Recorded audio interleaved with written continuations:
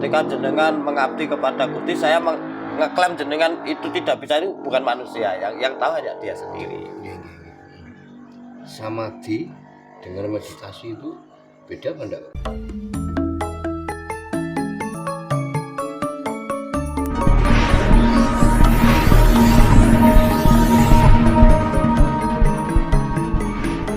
Aku bisa, kalau saya pribadi bisa berani mengeklaim kalau dengan hanya dikatakan berdoa, membaca ya kata.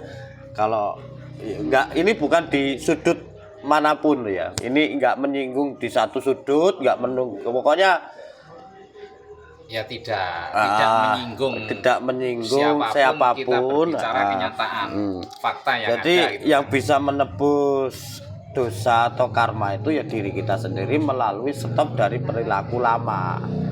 Nah, terus diperbarui dengan perilaku kita diubah. Yang biasanya dulu kita mencari-cari kesalahan orang lain, kita stop, nggak mencari lagi kesalahan orang lain. Yang dulu kita sering rasani konco, rasani wong, stop. Dulu kita suka korupsi bahasanya ya. Korupsi, nah korupsi kan banyak macamnya tuh Bu. Di stop. Pokoknya yang berkaitan dengan itu di stop semua.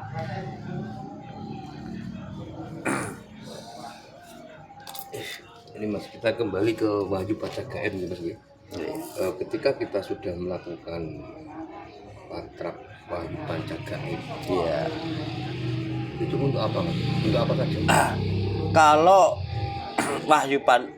urean daripada bacaan Wahyu Pancagaen itu sarana untuk mengabdi. Tapi kalau untuk bertobatnya ya tetap sama, stop dari perilaku yang lama. Nah, sarana untuk mengabdikan diri kepada hidup kepada Dat Maha Suci ya kita cukup melakukan barometernya, yaitu Patrap Samadhi. Nah, itu Patrap Samadhi itu kan dia mempersilahkan kuasa Gusti untuk berkuasa ke dalam jiwa raga kita. Nah, sehingga hidup sendiri dulu Mas yang akan berkoneksi dengan secara teori saya ya, anggap ini teori ya, anggap teori saya itu untuk berkomunikasi dengan Dat Maha Suci. Contoh mengabdi itu dalam bentuk apa? Pengabdian itu kesadaran untuk mengarahkan semua kesadaran kita kepada Dat Maha Suci itu. Jadi mengabdi itu bukan bersujud, bukan. Kesadaran, Pak. Kesadaran atau pikiran atau batin atau keinginan itu yang hanya bertujuan kepada Dat Maha Suci hidup. Bukan aku menyujud menyembah, bukan. Sikap untuk menyadari bahwa aku sedang berserah diri kepada Sang Pencipta. Nah, untuk mengarahkan ini berarti angan-angan, pikiran, batin atau kelamin ini berarti wis nggak usah cawe-cawe, biar hidup itu sendiri yang menyelesaikan dengan sendirinya. Kita nggak bisa mengarahkan dia atau memanggil, nggak bisa. Is pokok cukup diam, kesadaran cukup diam, nggak. Makanya samadhi itu kan semeleh yang memedi, artinya membuang rasa ketakutan, membuang rasa keraguan, wasumelang dan sebagainya. Termasuk intisari PT ini percaya diri bahwa dengan diam hidup akan berkoneksi dengan Dat Maha Suci hidup itu sendiri. Dan yang bisa itu bukan manusia yang bisa menghakimi, bukan manusia ya. Ketika jenengan mengabdi kepada Gusti, saya ngeklaim jenengan itu tidak bisa, itu bukan manusia. Yang tahu hanya dia sendiri. Samadhi dengan meditasi itu beda apa enggak? Beda. Gitu? Kalau meditasi itu kan fokus konsentrasi untuk sebuah energi. Jadi kalau senam ya ada tacanya sendiri, kalau samadhi untuk spiritual itu ada cara sendiri. Kalau sebuah keilmuan kan pakai meditasi itu. Kepingin sakti itu dengan cara meditasi, menggunakan esensinya sukma tadi. Kalau tujuan dari samadhi sendiri itu untuk apa? Samadhi itu pasrah, Pasrah ya. semeleh pasrah, menerima, mempersilahkan. Pasrah, menerima, mempersilahkan ini kan upayanya apa tuh mas selain menang? Selain menang kan nggak ada. Jadi tinggal diam, kesadarannya cuma mengabdi kepada sang yang tunggal atau sang pencipta. Kalau saya kan Dat Maha Suci hidup atau Romo kan itu. Romo kan artinya roh manunggal tadi. Jadi kalau saya tadi itu versi sebutan nama-nama itu kan kita sendiri yang menciptakan ya. Iya. Saya mau menyebutnya Tuhan itu sebagai misalkan sebagai dewa ya itu kan tergantung saya menyebutnya, itu tergantung saya pribadi ya. Karena nama-nama itu kan manusia yang menciptakan, bukan dia sendiri nggak punya nama. Siapa Tuhan itu nggak punya. Siapa yang pernah mendengar namanya Tuhan secara langsung? Siapa yang menamai Tuhan itu? Yang menamai ya cuma kan sebagai filosofi. Oh berarti sang pencipta itu ya, hanya manusia berkesadaran ada yang sang pencipta.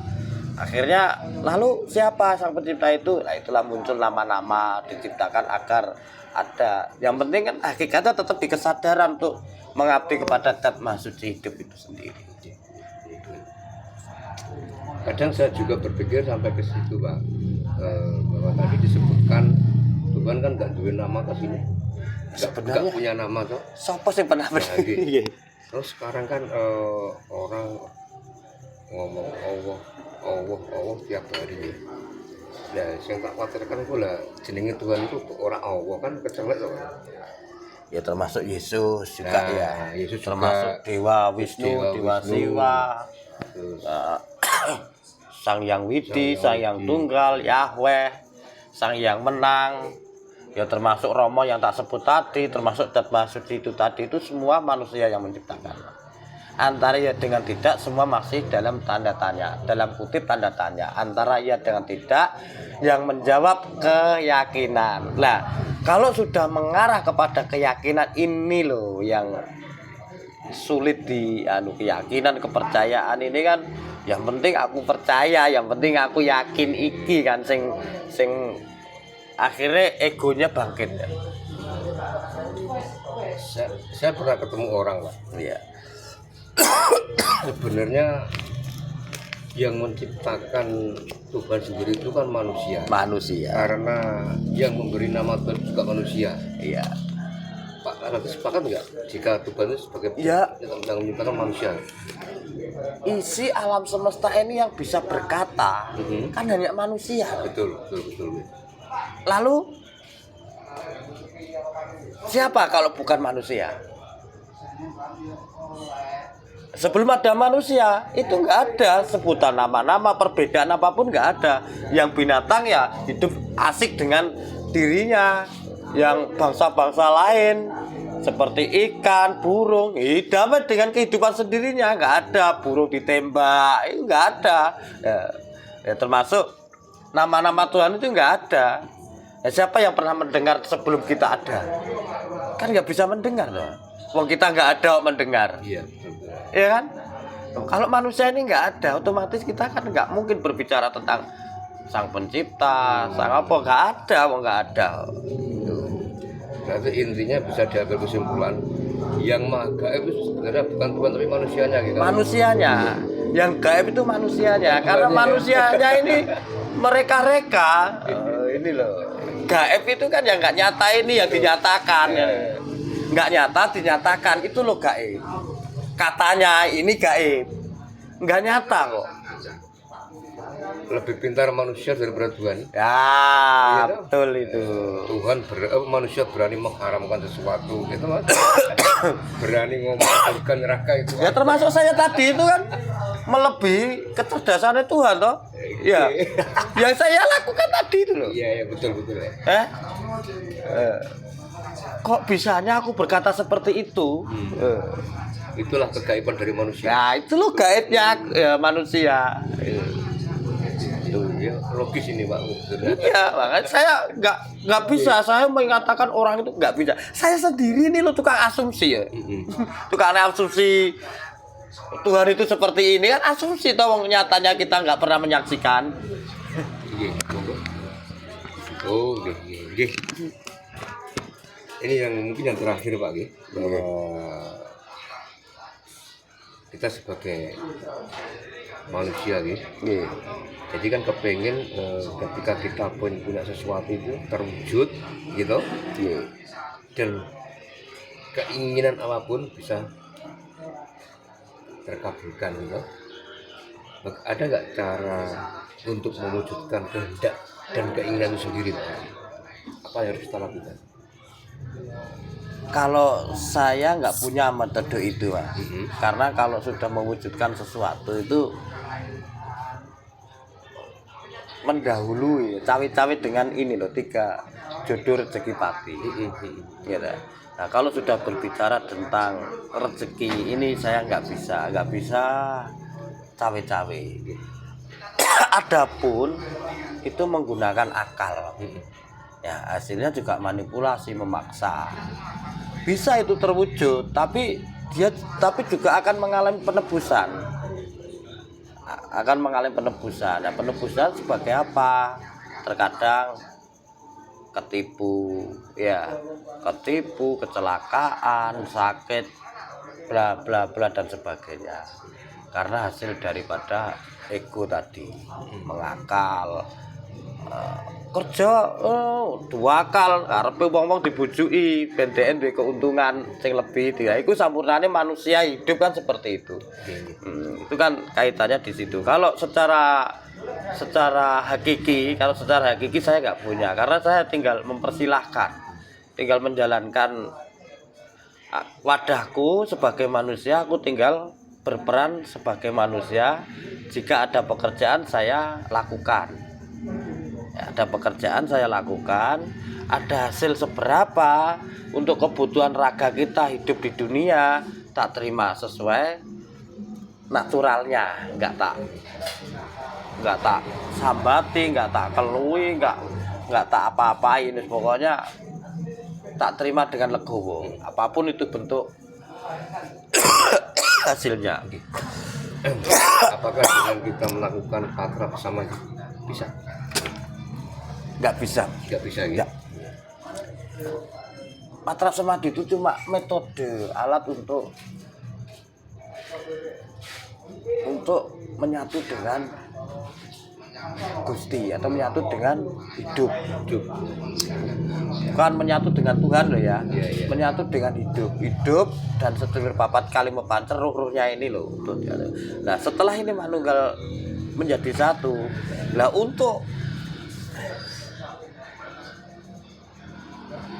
nah ini kan tinggal ruhnya ini. Kalau dia raganya ini mau tulus melakukan hidup dengan sungguh-sungguh, maka ini akan menjadi murni lakunya. Jiwa raga ini murni. Nah kalau murni ini loh, berarti sinyal antara hidup dan maha hidup itu berkoneksi.